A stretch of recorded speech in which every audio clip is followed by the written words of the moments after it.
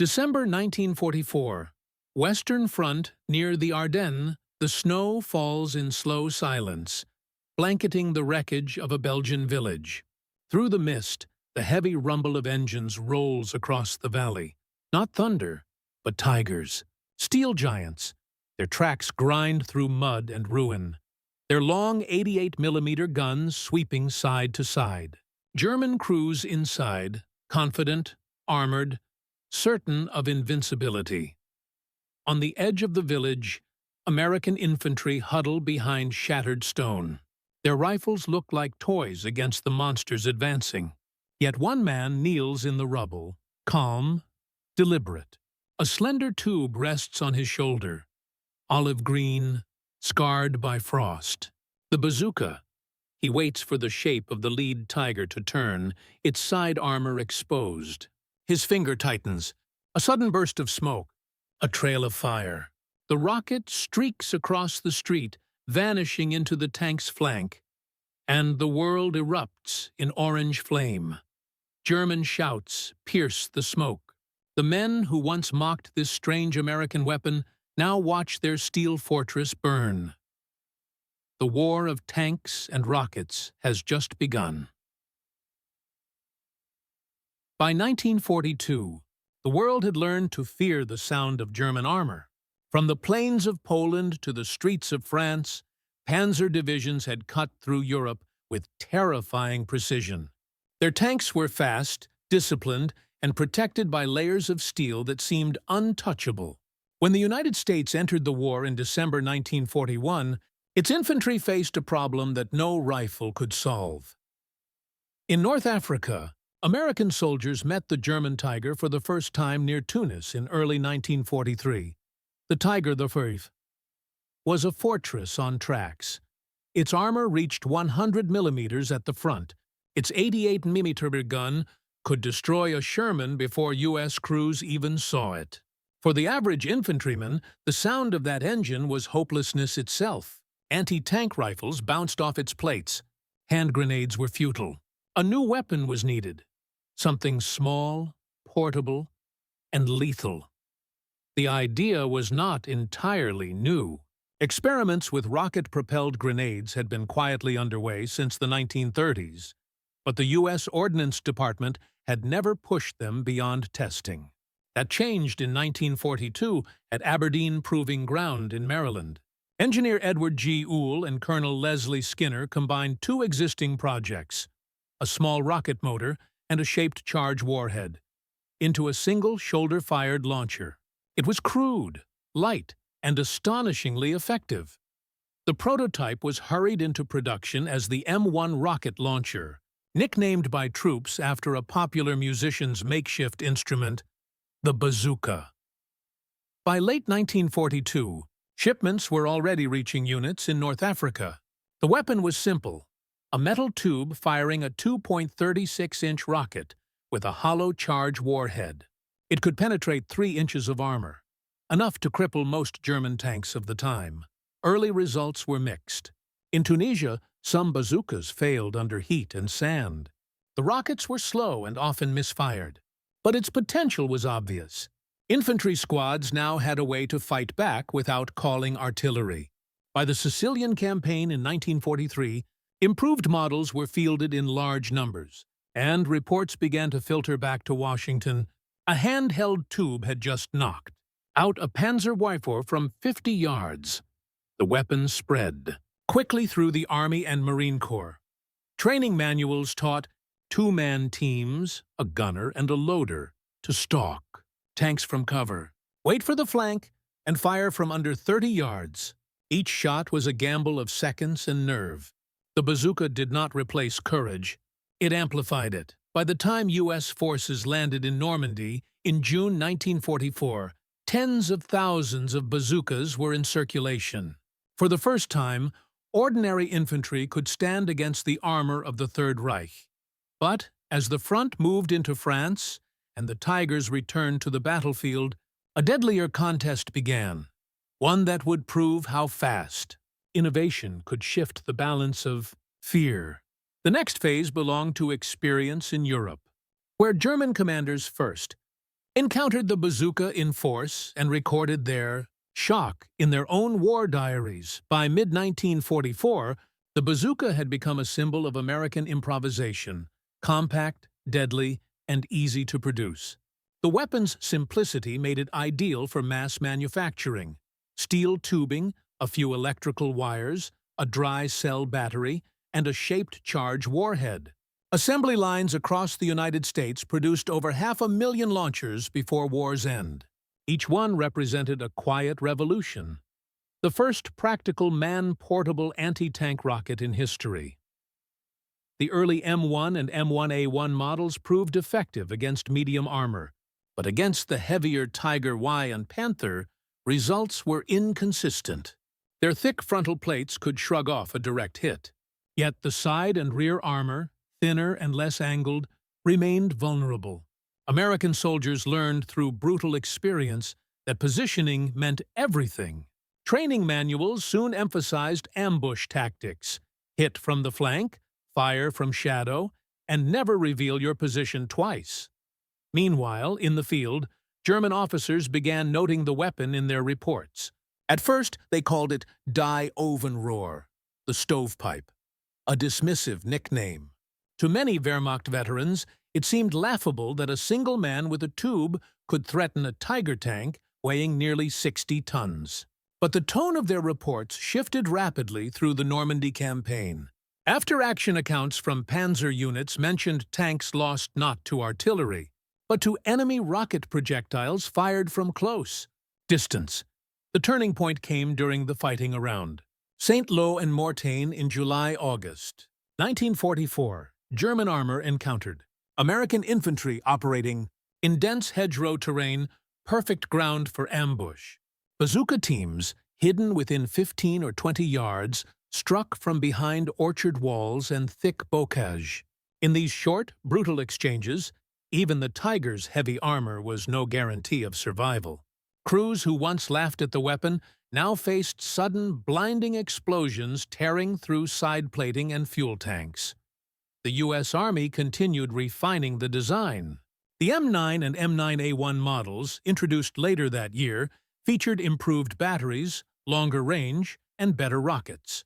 The warhead's shaped charge could pierce up to 100 millimeters of armor, deadly enough for almost any tank if aimed at the right point. Portable and easy to reload, the bazooka became standard issue to every infantry platoon in Europe and the Pacific. German intelligence began studying captured examples, and by autumn 1944, they had reverse-engineered their own version. The Panzer Schreck, larger and heavier, but inspired directly by the American design. Ironically, what began as a response to German armor now armed both sides of the war. Yet for many frontline soldiers, it wasn't design that mattered. It was nerve. Firing a bazooka meant facing the full weight of a tank bearing down at 50 yards, trusting that a single rocket could change the outcome.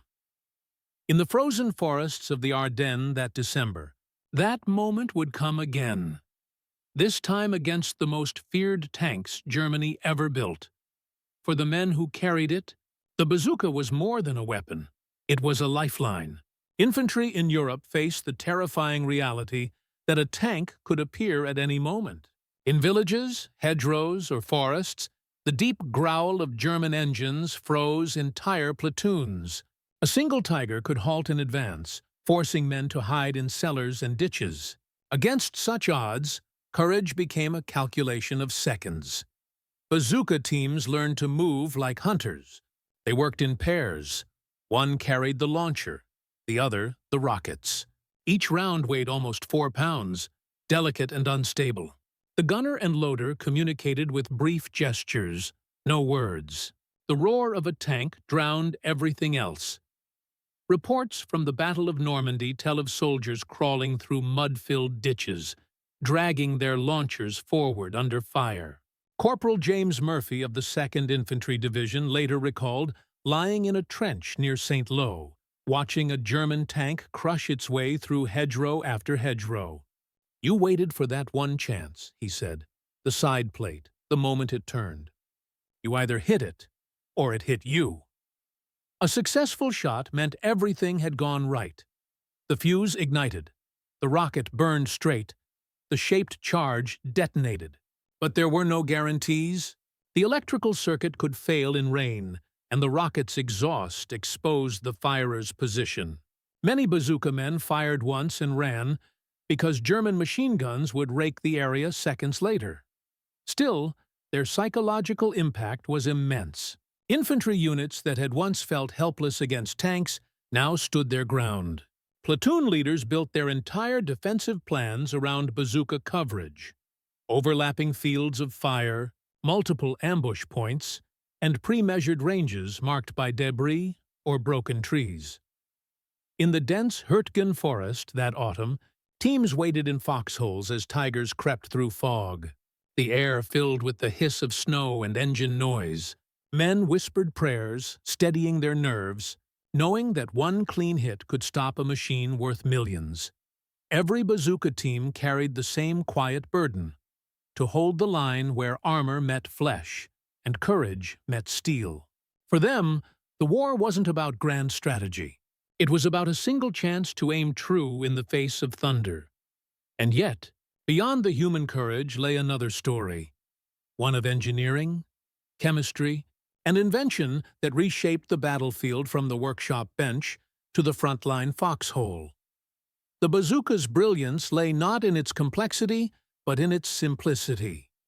It used the principle of the shaped charge, a conical explosive designed to focus its detonation into a narrow jet of molten metal capable of piercing thick steel.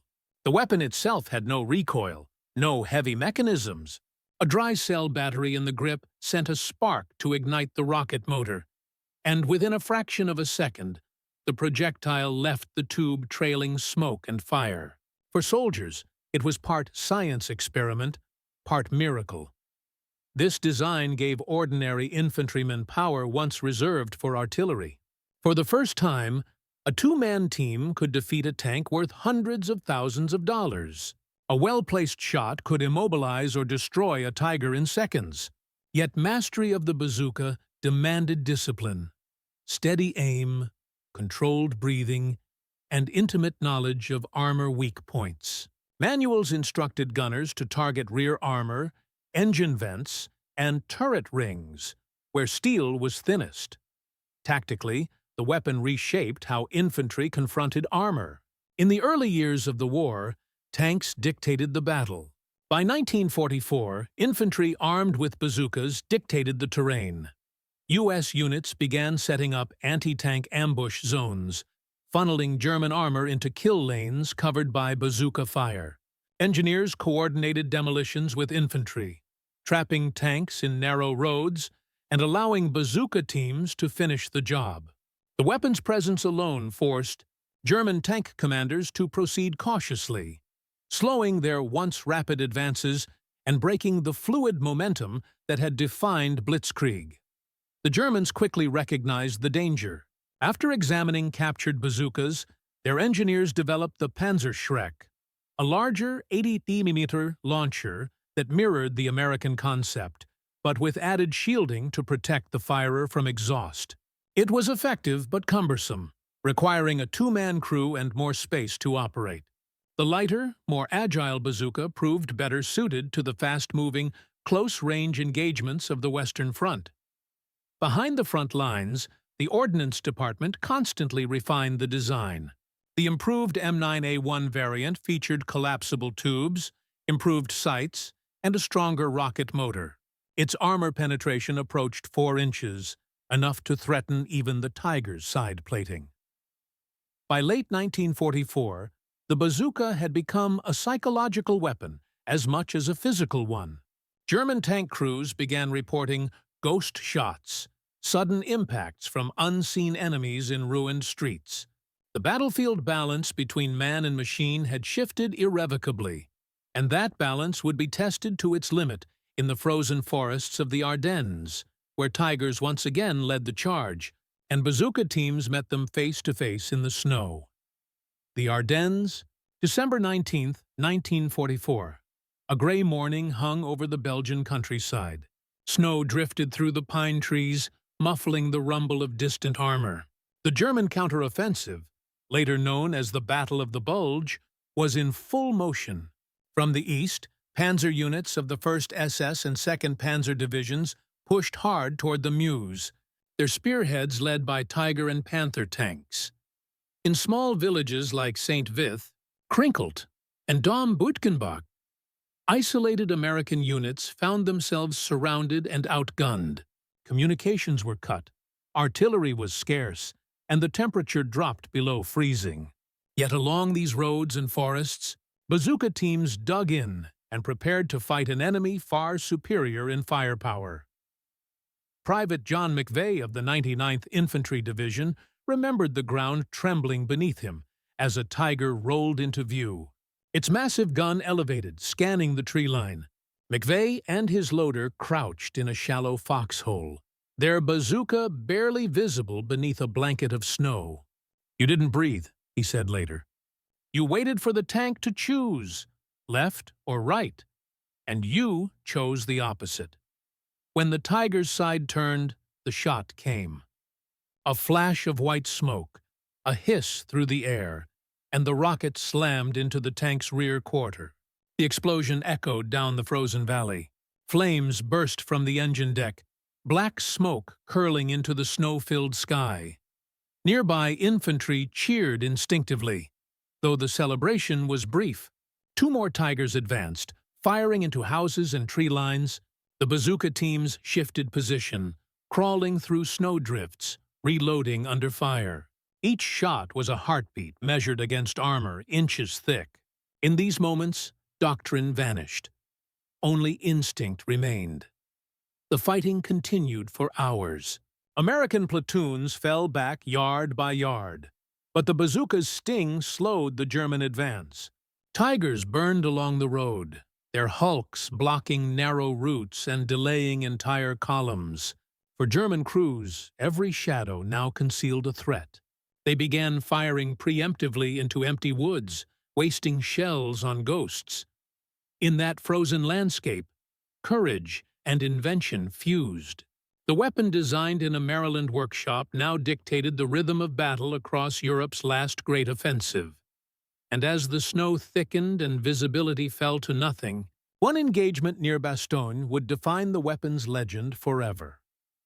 December 23, 1944. The encircled town of Bastogne. Snow whipped across the fields, blurring friend and foe.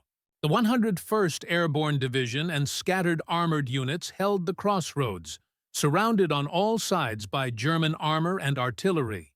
Among them were small detachments of infantry and engineers armed with bazookas, their only real answer to the Tigers pressing in from the north. German tanks advanced cautiously, shells thundering into stone walls and half-frozen earth.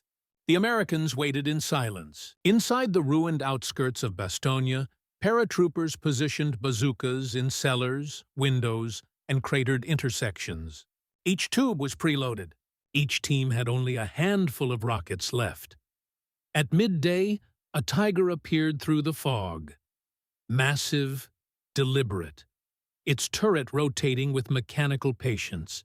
It crushed a truck and pushed through debris, unaware of the team hidden in a collapsed building. 2 men steadied their launcher through a hole in the brick. The trigger clicked. The rocket struck the side plate near the turret ring. A deep flash, a burst of fire, and the Tiger lurched to a halt, smoke pouring from its seams. Moments later, German infantry scattered for cover as another Tiger attempted to turn its gun toward the source. A second bazooka team fired from the rear alley, the rocket hitting the engine deck. The explosion was instant. A blast of orange light reflected in the snow. The crew bailed out, some on fire, some crawling through slush. American troops roared back to life. Machine guns opened up, cutting down retreating infantry. The burning Tigers became beacons in the winter haze, their silhouettes black against the snow. German commanders pulled back, shaken by the ferocity of resistance from men they believed were cornered and out of ammunition. Reports later described over a dozen. Tanks destroyed or disabled in the Bastogne perimeter during those days, many by bazooka teams operating in 2s and 3s. The once dismissed weapon had proven itself indispensable, turning ordinary soldiers into tank hunters. For the Germans, the image of burning tigers in the snow became a grim warning. The Americans had mastered the art of killing armor with courage and invention. And as the Ardennes battle waned and spring approached, the legend of the bazooka spread from foxholes to factories, a testament to what human resolve could achieve against impossible odds. When the snow of the Ardennes finally melted in early 1945, the wrecks remained, blackened tigers and panthers lining the narrow Belgian roads. Their hulks stood as proof that American infantry had done the impossible. Against the heaviest armor in the world, they had held the line with a weapon that weighed less than 15 pounds. The Battle of the Bulge marked the last great armored push of the German army in the West.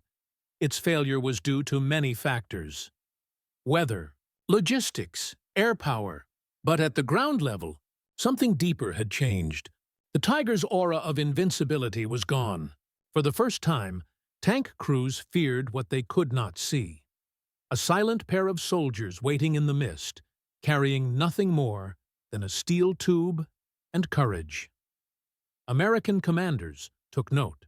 Field reports recorded that bazooka teams destroyed or disabled dozens of tanks and self-propelled guns during the Ardennes campaign. The psychological impact was even greater. Infantry morale rose sharply. Soldiers who once scattered at the sight of armor now fought back, trusting in their weapon and their training. German commanders, by contrast, described the growing anxiety among their tank crews.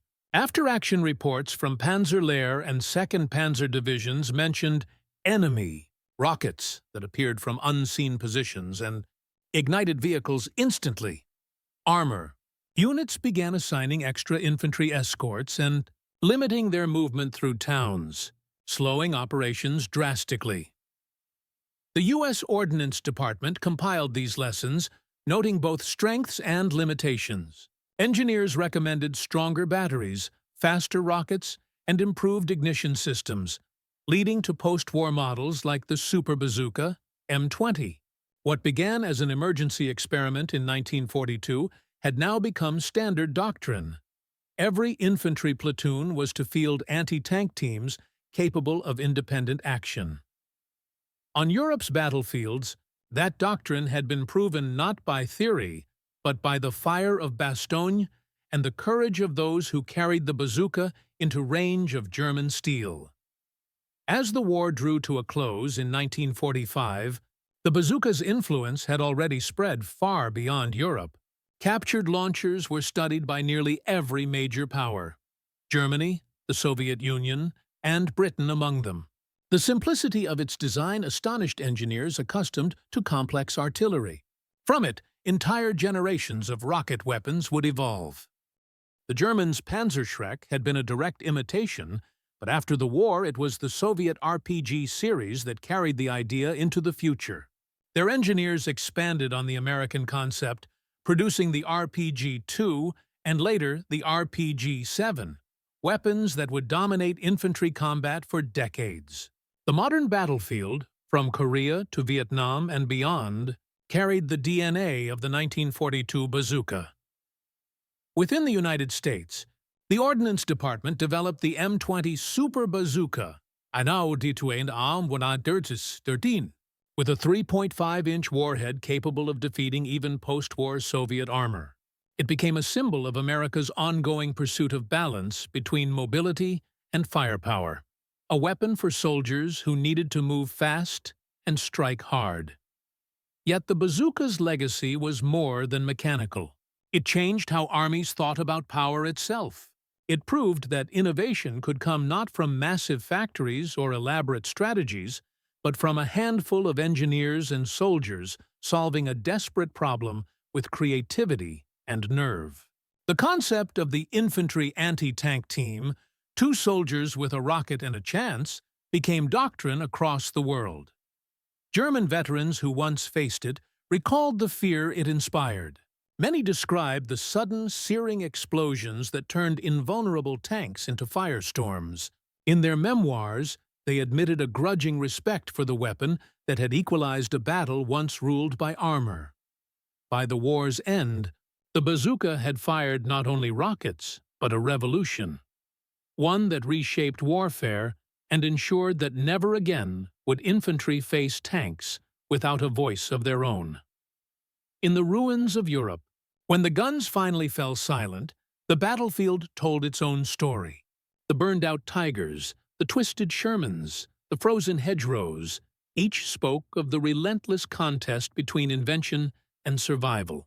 And among the debris lay the slender steel tubes of the bazooka, half buried in mud and ash. It was a small thing, easily overlooked, yet its shadow stretched across the entire war. The bazooka was never a perfect weapon. It misfired in rain, revealed its user in smoke, and required nerve beyond reason to operate within yards of a tank. But its impact went far beyond the steel it destroyed.